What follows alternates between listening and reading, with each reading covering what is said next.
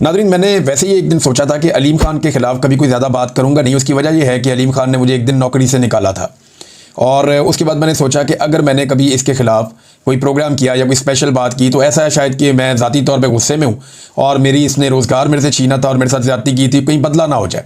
मैं इस मामले में मोहतात रहता हूँ। लेकिन अभी जो इस शख्स ने किया है, मुझे इसके बारे में अब बात करनी पड़ेगी और वो सारा कुछ बताना पड़ेगा जो इस आदमी ने किया है। नंबर एक तो ये है नादरीन कि ये एक प्रोपेगेंडा फैलाया जा रहा है कि लाहौर में इमरान खान साहब रावी पे कोई शहर बनाना चाह रहे थे और उसमें अब ये प्रोपेगेंडा किया जा रहा है कि ये वही सारा प्रोजेक्ट है जो अब डूब रहा है। तो आप याद रखें कि इमरान खान साहब ने रूडा बनाया था जो अभी भी मौजूद है, रावी अर्बन डेवलपमेंट, ये एक पूरा प्रोजेक्ट था।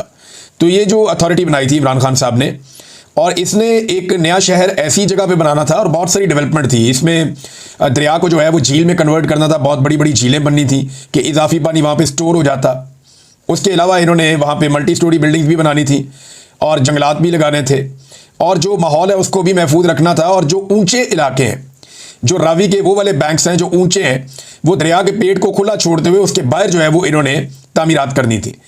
और इसके लिए ज़रूरी था कि ये ऊंचे एरियाज़ के अंदर कंस्ट्रक्शन की जाती और शहर को इस तरफ ले जाते, और जो निस्बतन नीचे वाले एरियाज़ हैं जिन्हें आप दरिया का पेट कहते हैं, उन्हें महफूज रखा जाता था कि दरिया अपने कुदरती रस्तों से गुजर जाता।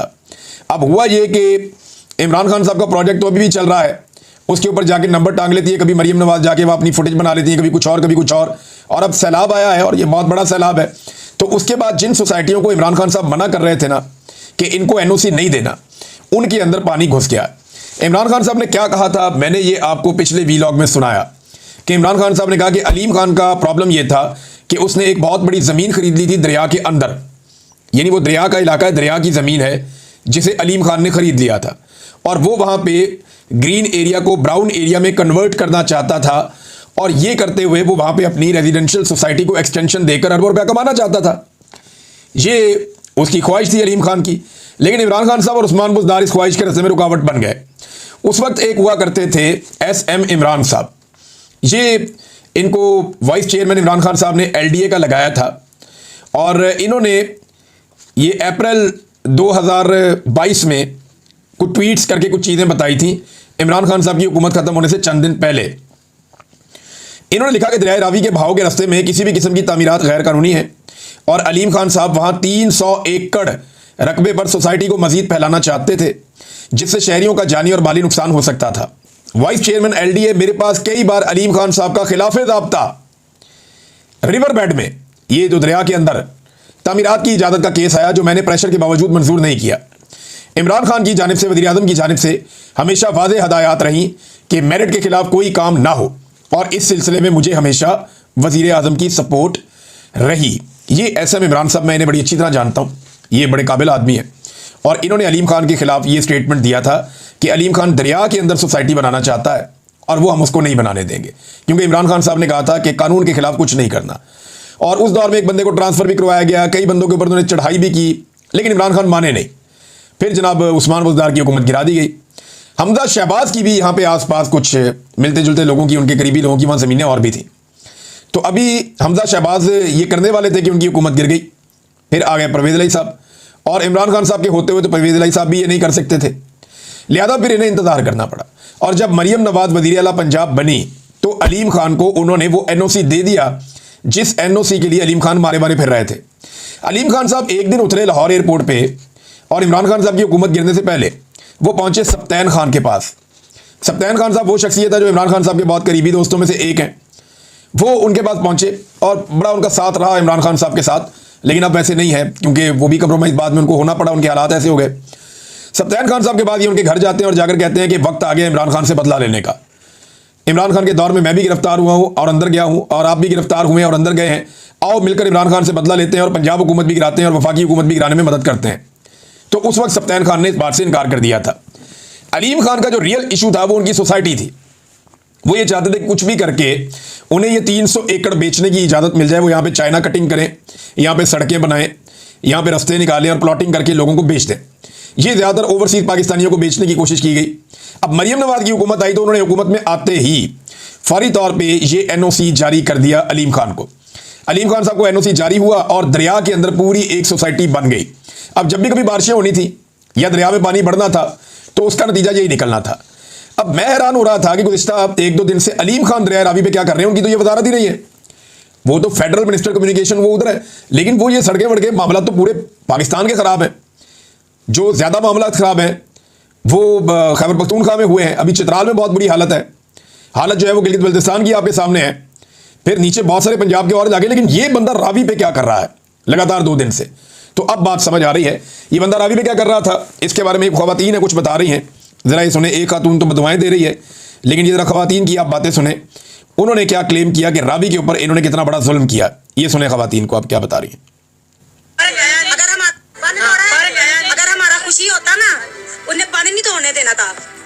पार्क व्यू वाले ने पानी तोड़वाया, उसने अपनी स्कीम बचाई, नहीं तो इतना सफेद तक आ जाता था, पानी पीछे हो जाता था।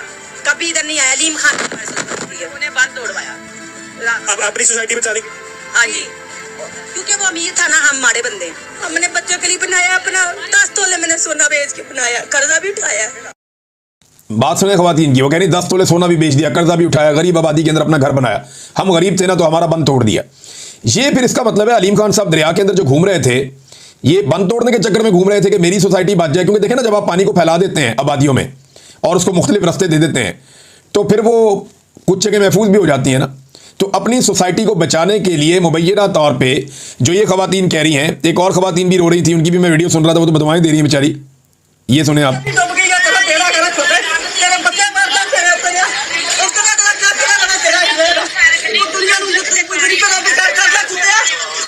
ये खातून जो है वो बुरा भला कह रही हैं, बदवाएं दे रही हैं, इनका भी घर भीग गया और जो इनका घर बह गया। अब ये गरीब लोग हैं, इनके कच्चे मकानात थे, इन्होंने बेचारों ने बड़ी मुश्किल से, किसी ने जेवर बेच के, किसी ने मजदूरी करके, उधार पकड़ के इन्होंने अपने घर बनाए हुए थे, तो इनके बंद तोड़ दिए गए मुबैना तौर पे अलीम खान की सोसाइटी बचाने के लिए। सोसाइटी फिर भी नहीं बची और क्लेम उन्होंने किया जनाब कि हमारी सोसाइटी के अंदर कुछ भी नहीं हो रहा, आप लोग अपनी सोसाइटी के अंदर मौजूद रहें। और फिर जिस तरह उसके अंदर पानी दाखिल हुआ, पहली इतला ये आई कि जब सरकार को पता चला कि ये सोसाइटी डूबने वाली है तो उन्होंने वहाँ पे अनाउंसमेंट करवाई सरकारी बंदे भेजकर। तो उन सरकारी बंदों को इन्होंने डरा धमका के और उनके साथ बदतमीजी करके उनको अपनी सोसाइटी से बाहर निकाल दिया। और बाद में ये गर्म भी हो गया कि जनाब इन बंदों को ट्रांसफ़र किया जाए। सुना 1-2 लोगों की ट्रांसफ़र भी होगी, वहाँ पे काफ़ी बदतमीजी अलीम खान के लोगों ने की। तो अगर आप तोड़वा के इन्होंने अपनी सोसाइटी बचाने की कोशिश की, लेकिन सोसाइटी के साथ जो हुआ वो आपको बाद में बताता हूँ और दिखाता भी हूँ आपको। पहले आप ये देखें कि अलीम खान क्या क्लेम कर रहे हैं एक खुश्क जगह पे खड़े होकर दरिया के किनारे। ज़रा ये सुने आप।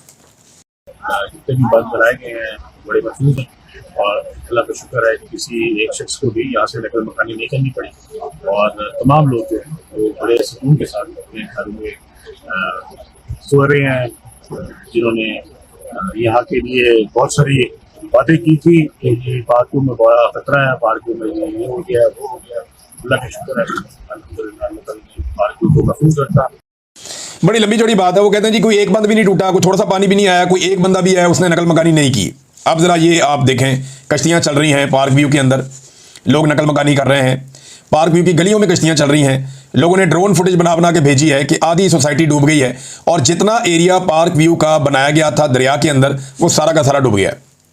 इमरान खान का विजन था कि ये काम नहीं करने देना, लेकिन क्योंकि अलीम खान ने मिलिट्री एस्टेब्लिशमेंट के साथ मिलकर मदद की और इमरान खान की हुकूमत को गिराया अपनी इस सोसाइटी के लिए, और बाद में वादे के मुताबिक मरीम नवाज ने आते ही अलीम खान साहब को एनओसी दिया दरिया के अंदर सोसाइटी बनाने का, मुबैना तौर पे जो सर्कुलेट भी कर रहा है और खुद सोसाइटी का उसके ऊपर वो लेटर पैड है जिसके ऊपर लिखा हुआ है।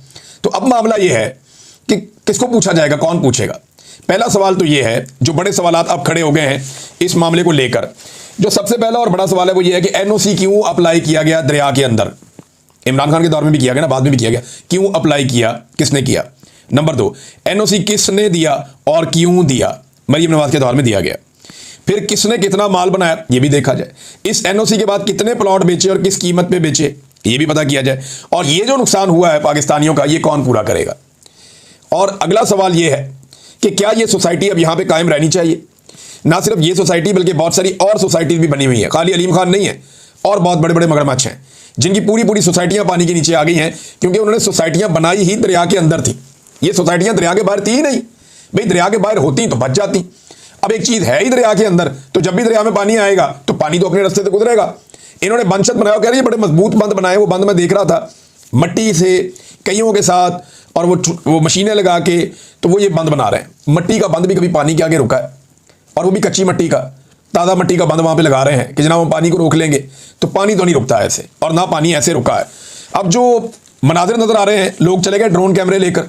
जब अलीम खान ने स्टेटमेंट दिया, उन्होंने अंदर से वीडियोस बना के दिखाई और सारी की सारी सोसाइटी डूबी हुई है।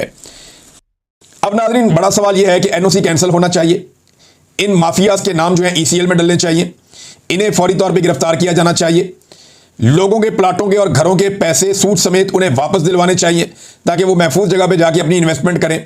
इतने पैसों में वो डीएचए में प्लॉट लेके वहां घर बना सकते हैं, लिहाजा डीएचए का भी फायदा हो जाएगा, जरा वो ये सोच लें। तो इन लोगों के जो हैं वो पैसे वापस दिलवाए जाएं। अगर देखें, मलिक रियाज पे गुस्सा इसी बात का है ना कि वो इमरान खान के खिलाफ गवाही नहीं दे रहा, और इस बात पे अलीम खान पे नजर करम है कि वो इमरान खान के खिलाफ जो मर्जी आप उससे करवा लेते हैं। लेकिन एस्टेब्लिशमेंट ये बात सोचे कि क्या पाकिस्तान को उन्होंने सिर्फ इमरान खान की जात पे रख के चलाना है? इसी बुनियाद पे आपने फैसला करना है। इतनी बड़ी ज्यादती तो बैरियर टाउन ने भी नहीं की जो इन्होंने पार्क व्यू वालों ने कर दिया आवाम के साथ, और दरिया के अंदर ही प्लाट बांट दिए इन्होंने, और दरिया जब आया अपने रास्ते के ऊपर तो घर सारे लोगों के बीच में बह रहे हैं, लोगों की गाड़ियां, कीमती सामान, वो सारा इनसे सूद समेत पैसा लेकर अवाम को वापस किया जाए, इन्हें गिरफ्तार। कोई भी मुल्क होता ना जहां कानून होता, थोड़ा सा भी आइन होता, तो वहां पे अलीम खान इस वक्त जेल में होता और बहुत सारे ऐसे लोग और भी इस वक्त जेल के अंदर होते। लेकिन देखिएगा ये माफिया इस मामले को कैसे हैंडल करता है, ये आने वाले वक्त में आपको दिखाई दे जाएगा। नाज़रीन, जो टिकटॉकर्स ने किया वो अब साबित होना शुरू हो गया, यानी इन्होंने किश्तियां चला चला के बेड़ा गर्क कर दिया, और हेलीकॉप्टरों पे, कश्तियों पे, जो मैंने आपसे कहा था ना, ये उसी ट्रैक पे जा रहे हैं। अब तस्वीर बनाने के लिए सैलाब से 10 किलोमीटर दूर एक इलाका है, गाँव, ये वहाँ पहुंचे हैं। मैंने वहाँ पे भेजे हैं डिजिटल मीडिया के लड़के, और वो लोग बताएंगे आने वाले घंटों में कि जिन लोगों को ये मिले उनके साथ इन्होंने क्या किया और वो लोग कहाँ से इकट्ठे किए गए। सारी तफसीलात वहाँ से भी आ जाएंगी। डिजिटल मीडिया रिपोर्ट कर रहा है, वरना रवायती मीडिया तो इस वक्त डरा हुआ है कि पता नहीं एस्टेब्लिशमेंट उन्हें खा जाएगी या उनके साथ उनको उठा के मुंह में डाल लेगी। अगर उन्होंने सच बोला या आवाम की मिजरीज दिखाई या आवाम की जो बुरी हालत है वो इस वक्त उन्होंने दिखाई, तो पता नहीं पाकिस्तान की एस्टेब्लिशमेंट उठा के उन्हें अपने मुंह में डाल के चबा जाएगी। मीडिया तो ऐसे डरा हुआ है। लेकिन डिजिटल मीडिया के जो नौजवान हैं उन्हें मैं सैल्यूट पेश करता हूँ, ज़बरदस्त काम कर रहे हैं, हर जगह पे जा रहे हैं और जाकर हर जगह पे एक्सपोज कर रहे हैं हुकूमत को। और हुकूमत का अगर बस चलता ना, वो तो बताते सैलाब आया ही नहीं है, या वो सारा कुछ इंडिया के खाते में डाल के सेलेक्टिव फोटोज लगा के वो साबित करते कि उन्होंने सबसे बड़ी कुर्बानी दी है। देखिए, पाकपतन के अंदर दरियाए सतलुज की वजह से बहुत बड़ी नकल मकानी हो रही है, कसूर में भी ये हो रहा है, वजीराबाद के हालात ख़राब हैं, दीगर कई जनूबी पंजाब के इलाके हैं, वहाँ पर बहुत खौफ व रात जो है वो बढ़ता जा रहा है। हुकूमती जो आदाद शुमार आते हैं वो भी ठीक नहीं आते। हुकूमत ने रात को कहा पानी उतर रहा है, सुबह लोग वापस गए तो पानी दोबारा चढ़ रहा था। तो हुकूमत के पास भी सही मालूमात नहीं है। ख्वाजा आसिफ साहब ने जब ये कहा कि इंडिया का कसूर नहीं है और ये आबी जारहियत मैं इसे इंडिया की नहीं समझता, तो अब मेरे ख्याल में ये फैसला कर दिया गया है कि इसे फाइनली भारत की आबी जारहियत कहा जाएगा और तमाम नाकामियों का मलबा जो है वो भारत में डालने की कोशिश की जाएगी। अब तक पंजाब में लगभग 1800 देहात मुकम्मल तौर पर डूब गए हैं, और ये बहुत बड़े बड़े रकबे देहातों के, और इनमें बहुत बड़े पैमाने पर फसलें डूब गई हैं। लगभग 20-25% का नुकसान फसलों का अब तक हो गया है। 15 लाख से ज़ायद अफराद तकरीबन अब तक मुतासिर हो चुके हैं, और ये सिलसिला अभी भी जारी है। जबकि टिकटॉकर्स को टिकटॉक्स बनाने के अलावा और कोई काम याद नहीं है। ये जहाँ पे मरियम नवाज साहबा गई थी, वहाँ पे मीडिया गया, जाके लोगों से पूछा, उन्होंने कहा जी हमें तो टके की मदद नहीं मिली, हमें तो रेस्क्यू भी नहीं किया जा रहा। हालात इतने पतले हैं। यहाँ पे कुछ नौजवानों के इंटरव्यूज थे, वो बताते हैं जनाब हम तंग आ गए हैं, हमें कोई सहूलत फराम नहीं की जा रही। ये सुने आप एक नौजवान। हमारी मीडिया से गुजारिश है कि हमारी खबर को ऊपर पहुंचाएं। ऐसे साहब और हमारे रांझा के मीडिया वाले खुद कश्ती पे बैठ के झूठे ले रहे हैं, और 2-3 बंदे बैठे हैं रेस्क्यू वाले, लेकिन वो 15-16 बैठे हुए हैं। हमारी बीवियों ने इतनी मिन्नतें की हैं, लेकिन वो बिठा रहे हैं, उल्टा गाड़ी निकालते हैं और कहते हैं हमें FIR दे देनी है आपके खिलाफ। देखें जी, वो कह रहे हैं जी हम आप पे FIR दे देंगे अगर बात करोगे तो। और 15-16 बंदे इंतजामिया के झूले ले रहे हैं कश्तियों के अंदर, अपने टिकटॉक्स बना रहे हैं, और वो जो है क्या नाम है अवाम, वो कहती है हमें बिठाओ, तो उनको धमकी दी जाती है जी आपके ऊपर हम FIR करवा देंगे, मुकदमा दर्ज करवा देंगे। अब ये एक और साहब हैं, ये बता रहे हैं जी कि टिकटॉक ही बन रही है। मैंने बताया ना आपको, टिकटॉकर है हमारी नज़र में, बस के अलावा कोई वो वज़ीर आला नहीं, कोई कुछ नहीं। एक टिकटॉकर है, जो लीडर है ना वो एक ही है, वो है जेल में। ये लोग कह रहे हैं जी हमें कोई सहूलत नहीं मिली। आगे फर्दर सारी चीज़ें बता रहे हैं कि हमें ना खाना पहुंचाया गया ना कुछ, और बहुत सारे नौजवान बता रहे हैं खाना भी नहीं पहुंचा हमें, किसी किस्म की मदद भी नहीं पहुंची हमें। फिर एक जगह पे वो बिरयानी बांटी जा रही थी, ऊपर स्टिकर लगा के वो बंदे ने डब्बा खोल के बताया जी बीच में चावल ही इतने से हैं और वो भी चने वाले। तो अजीबोगरीब हालत हमारी की हुई है इन्होंने, अपनी प्रमोशन पे इन्होंने कमर बांधी हुई है। हम जब खाना लेने आते हैं तो हमारी वीडियो ऐसे बनाते हैं जैसे हम मांगने वाले हैं, तो लोगों की हद तक भी कर रहे हैं और लोगों को कुछ दे भी नहीं रहे, कि बड़े जालिम लोग। जहाँ मैं ये सारी चीज़ें आपको बता रहा हूँ कि हुकूमत मुकम्मल तौर पर नाकाम हुई है लोगों को इमदाद देने में या लोगों तक पहुंचने में, वहां देखें हमारी एक जिम्मेदारी भी है बतौर पाकिस्तानी। हम 25 करोड़ लोगों का मुल्क हैं, तो हम बाकी लोग जो हैं कि अपने बहन भाइयों का हाथ थाम नहीं सकते। हम ये कर सकते हैं। हमें खुद आगे बढ़कर अपने पाकिस्तानियों की मदद करनी पड़ेगी, ये सोचे बगैर कि हमारा ताल्लुक किस पॉलिटिकल पार्टी से है, ये सोचे बगैर कि हम क्या काम करते हैं या ये शख्स हमें पसंद है या नहीं पसंद। ये सारी चीज़ें छोड़कर हमें पाकिस्तानियों की मदद करनी पड़ेगी। देखें, हुकूमत के अंदर तो ये दम नहीं है, ना उनके पास मैंडेट है, ना उन्हें अवाम ने मुंतखब किया है और ना वो अवाम का सामना कर सकती है। उनके हालात बहुत पतले हैं। तो इस मजबूरी को समझते हुए पाकिस्तानियों को आगे बढ़ना चाहिए और पाकिस्तानियों की मदद करनी चाहिए। मैंने बहुत सारी टीमों से बात की है जो मेरे साथ पहले काम कर रही थी फ्लड में। उन सबसे मैंने कहा जी आप देखें जाके और चेक करें हमें किन चीज़ों की ज़रूरत पड़ सकती है। हम पाकिस्तानियों से अपील करेंगे ताकि पाकिस्तानी जो सैलाब से मुतासरा इलाके हैं या जो लोग हैं उन तक जो इमदादी सामान है वो पहुँचाना शुरू करें। तो ये पाकिस्तानियों से अपील है कि जो सामान सैलाब मुतासरीन को चाहिए वो उन्हें पहुँचाएँ। पंजाब के शहरी, खैबर पख्तूनख्वा के शहरी और आगे अब ये सिंध की तरफ जा रहा है तो वहाँ के लोग भी आपकी मदद के मुंतज़िर हैं। नाज़रीन, एक और खबर मैं आपके सामने रखता हूँ। ये एक प्रोजेक्ट था बड़ा मरियम नवाज़ का लाडला एक प्रोजेक्ट था जिसके ऊपर ज़ईम लगारी साहब ने एक दफ़ा कवरेज की और ज़ईम लगारी साहब ने बताया कि जनाब ये 2 नंबरी हो रही है और इसके अंदर करप्शन हो रही है प्रोजेक्ट में और ये 2 नंबर प्रोजेक्ट है। तो लाहौर डेवलपमेंट अथॉरिटी ने बाइक लेन मंसूबे को ख़त्म करने का फैसला कर लिया। मंसूबे के बाद सड़क पर रश मज़ीद बढ़ गया था और फ्लो मुतासिर होने लगा था, जिसके बाद शहरियों की मुश्किलात में इजाफा हुआ। डॉन अखबार के मुताबिक हादसात में 30% इजाफा हो गया था। ये वाला प्रोजेक्ट बनाने के बाद बाइक लेन के लिए नस्ब किए गए डिवाइडर हटा दिए गए हैं और सबज रंग तो वैसे ही धुल गया था पहली बारिश में। तो ये खबर जब ज़ईम लगारी ने दिया था तो उसका शुक्रिया अदा करने की बजाय उसको ISI उठा के ले गई। हफ्ता उसके ऊपर टॉर्चर करते रहे, फिर उसको छोड़ दिया और आज मुंह काला हो गया सबका कि वो डिवाइडर भी हट गए, वो रंग भी मिट गया। ये है इनका प्रोजेक्ट। इनकी हुकूमत भी इसी तरह जाली है जैसे इनके प्रोजेक्ट जाली हैं। एक दिन आप देखेंगे इनके चेहरों पे चढ़ा हुआ रंग भी उतर जाएगा और एक दिन आप देखेंगे जो रास्ते का एक डिवाइडर है एस्टेब्लिशमेंट की सूरत में वो भी हट जाएगा और फिर पाकिस्तान अपने ट्रैक पे आ जाएगा और ये होना है अल्टीमेटली। अब तक के लिए इतना ही। अपना ख्याल रखिएगा, अपने चैनल का भी। अल्लाह हाफिज़।